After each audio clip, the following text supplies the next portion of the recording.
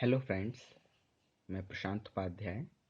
हम स्टार्ट करते हैं क्लास 12th डिफरेंशिएशन का एक्सरसाइज 5.6। अब इस एक्सरसाइज 5.6 में जो फंक्शंस हैं वो पैरामीट्रिक फॉर्म में हैं। अब ये पैरामीट्रिक फॉर्म होता क्या है? पैरामीट्रिक फॉर्म एक्स और वाई की वो वैल्यूज़ होती हैं जो किसी एक पर्टिकुलर कर्व को सेटिस्फाई करती हैं। अब पर्टिकुलर कर्व को सेटिस्फाई करने का मतलब, जैसे फॉर एग्जांपल फर्स्ट क्वेश्चन को ही ले लेते हैं। यहाँ पर x की एक जनरल फॉर्म दे रखी है और y की एक जनरल फॉर्म दे रखी है t के फॉर्म में। ठीक है। अब सपोज करो कि हमारे पास एक कर्व है, means x square is equals to 4ay। क्या पहचान सकते हैं कि ये कौन सा कर्व है? ये है हमारे पास, इसको बोलते हैं पैराबोला। अब सपोज करो कि x की जो वैल्यूज हमारे पास है 2a t²। ठीक है, अगर हम एक्स की ये वैल्यूज पुट करेंगे 2a t² का होल स्क्वायर और y की जगह पर अगर हम ये पुट करेंगे 4a/4, तो ये दोनों साइड्स जो होंगी आपस में इक्वल होंगी। तो ऐसे किसी भी कर्व को सेटिस्फाई करने के लिए जो x और y की जनरल फॉर्म्स होती हैं उनको हम पैरामीट्रिक फॉर्म्स बोलते हैं। ठीक है, एक पर्टिकुलर कर्व की। तो इस एक्सरसाइज में इसी तरह के फंक्शंस को हमें डिफ्रेंशिएट करना है। ठीक है, तो देखो हम स्टार्ट करते हैं। तो देखो x की एक फॉर्म दे रखी है, y की एक फॉर्म दे रखी है, t के फॉर्म में, मतलब जो थर्ड वेरिएबल है वो t है। तो हम सबसे पहले फर्स्ट इक्वेशन को t के फॉर्म में डिफ्रेंशिएट करेंगे एंड देन सेकेंड इक्वेशन को t के फॉर्म में डिफ्रेंशिएट करेंगे। तो differentiate equation first with respect to t, we get this one, मतलब पावर आगे आकर के इसके साथ मल्टीप्लाई हो जाएगी और t की पावर एक कम हो जाएगी। सिमिलरली हम सेकेंड वाले फंक्शन का डिफ्रेंशिएशन करेंगे तो यहाँ पर भी 4 आगे आ जाएगा। ठीक है, और t की एक पावर जो है वो कम हो जाएगी। इन दोनों को हमने किसके रिस्पेक्ट में किया? t के रिस्पेक्ट में डिफ्रेंशिएट किया। ठीक है, तो अब हमें यहाँ पर मिल गया dx अपॉन में dt और यहाँ पर मिल गया dy अपॉन में dt। हम क्या करेंगे, अगर हम इक्वेशन 4 को इक्वेशन 3 से डिवाइड कर देते हैं तो ये इक्वेशन 4 में dy अपॉन में dt और ये dx अपॉन में dt को डिवाइड कर देते हैं। dy अपॉन में dt की वैल्यू जो है वो 4a/t³ और dx अपॉन में dt की जो वैल्यू है वो 4a/t। यहाँ पर इस 4a से 4a कट जाएगा, t की पावर 3 में से t की पावर 1 जाकर के माइनस हो जाएगी, बेस सेम होता है तो पावर्स माइनस हो जाती हैं और यहाँ पर इस dt से ये dt कैंसिल हो जाएगा, बचेगा क्या? dy अपॉन में dx। तो जो हमें कैलकुलेट करना था dy अपॉन में dx, वो हमारे पास आंसर आ गया t²। ठीक है, जो नेक्स्ट क्वेश्चन है वहाँ पर हमें दे रखा है x is equals to a cos theta और y is equals to b cos theta. अब इसका जो डेरिवेटिव करेंगे, यहाँ पे जो थर्ड वेरिएबल है वो थीटा है, थीटा के रिस्पेक्ट में। पहले फर्स्ट इक्वेशन को एंड देन सेकेंड इक्वेशन को। फर्स्ट इक्वेशन को डेरिवेटिव करेंगे तो dx अपॉन में d थीटा। इसका डिफरेंशिएट a हमारे पास कांस्टेंट है। ए कांस्टेंट जब फंक्शंस के साथ या किसी भी वेरिएबल के साथ कोई कांस्टेंट मल्टीप्लाई में होता है तो हमें कांस्टेंट का डेरिवेटिव नहीं करना होता। हम डेरिवेटिव करते हैं वो वेरिएबल का करते हैं। ठीक है, जो फंक्शन होता है उसका डेरिवेटिव करते हैं। तो यहाँ पर कॉस थीटा का डेरिवेटिव होता है माइनस साइन थीटा। तो इस तरह से हमारे पास dx अपॉन में डी थीटा कैलकुलेट कर लिया। अब हमने इक्वेशन 2 को डिफ्रेंशिएट किया है थीटा के रिस्पेक्ट में।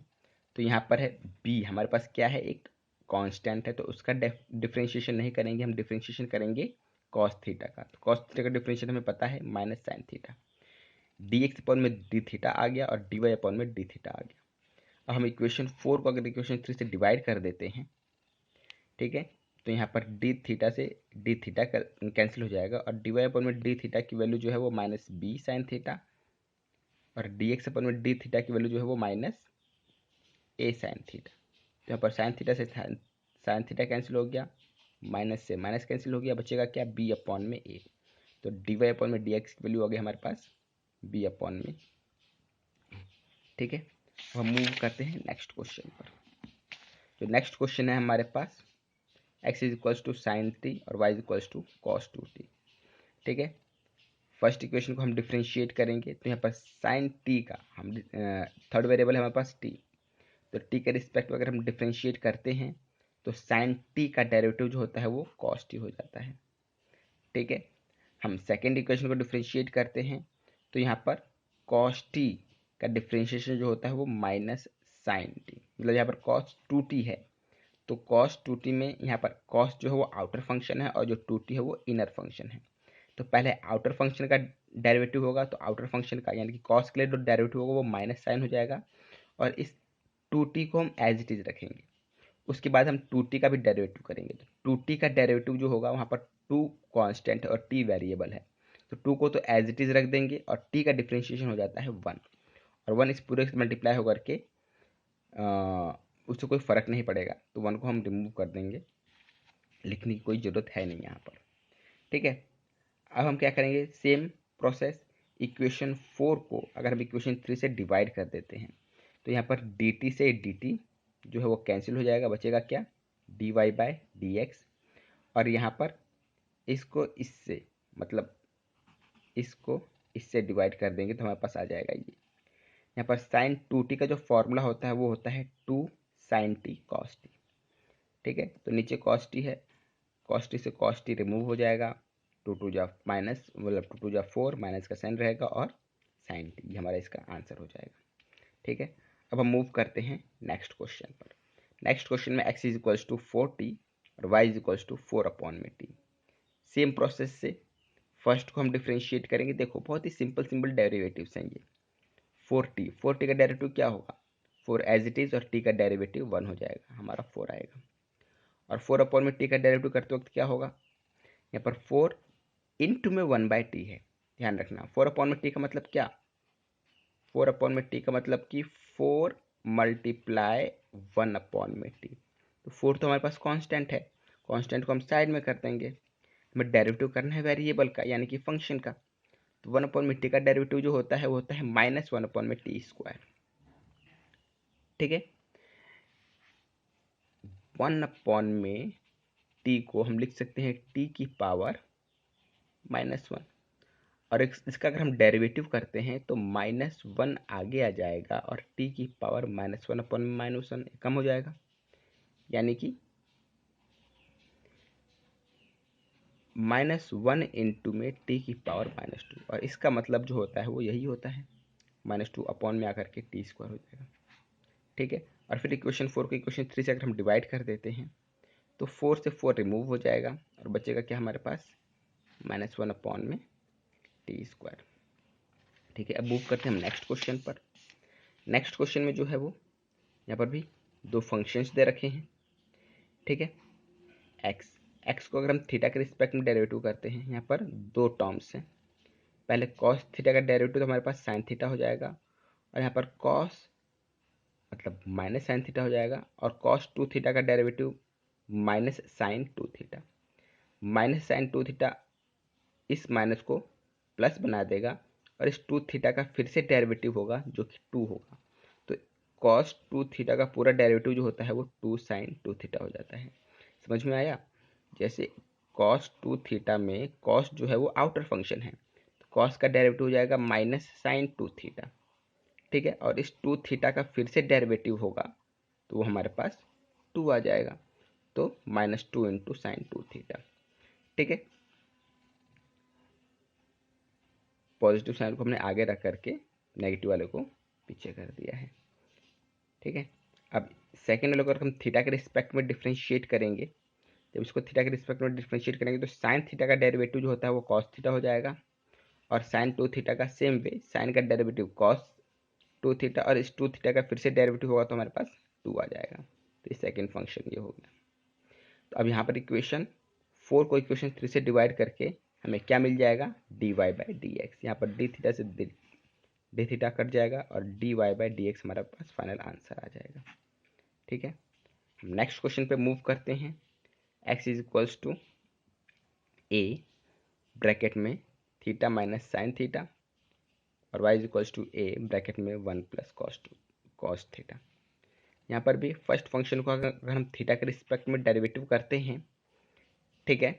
तो डी अपॉन में डी थीटा इंटू एक्स, ये हमारे पास कांस्टेंट है और इस कांस्टेंट के साथ पूरा फंक्शन मल्टीप्लाई में है, तो कांस्टेंट को हम साइड में कर देंगे और इस फंक्शन का डिफ्रेंशिएशन करेंगे। तो थीटा को अगर हम थीटा के रिस्पेक्ट में डेरिवेटिव करते हैं तो हमारा डिफ्रेंशिएशन 1 हो जाएगा, और साइन थीटा को थीटा के रिस्पेक्ट में डेरिवेटिव करने पर कॉस थीटा हो जाएगा। ठीक है।